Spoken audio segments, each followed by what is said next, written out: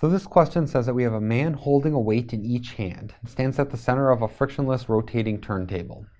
The effects of the weight are to double the rotation inertia of the system. So the person has a moment of inertia I. The person has a moment of inertia I, and the weights in each hand have a total moment of inertia of I as well. They both are spinning. They're both rotating, and at some point the man opens and drops the two weights. So if they're both spinning together, it looks like I have the I of the man plus the I of the weights. And they're both spinning together at initial angular velocity. Well, when we drop them, they're going to fall outside the turntable. So they're not going to land on the turntable, but they're going to fall outside of the turntable.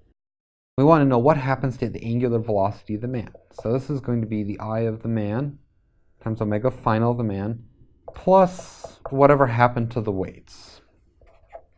And actually, when you write this down, the answer becomes, I'll substitute a final velocity of the man and final velocity, the angular velocity of the weights. So what happens on this is the person is spinning with their arms together, with their arms out with the weights in it. They have a weight in each hand, and they're spinning around. And then they drop these two weights. The problem is that these two weights, when they're dropped, they have some angular speed to them.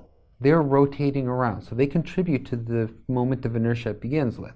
But at the end, they don't instantly stop and drop straight down. If you actually look above at them, at the weights above, if the person is spinning around, then these weights are going to be traveling in this direction.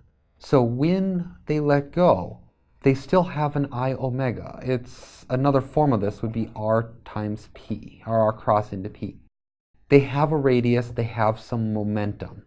So that means they're going to have some angular momentum when they drop, and it happens to be exactly the same as the angular momentum that they begin with. So what actually happens if you do this experiment is you'll find that the angular velocity remains about the same. The person has angular momentum to begin with, the weights have angular momentum.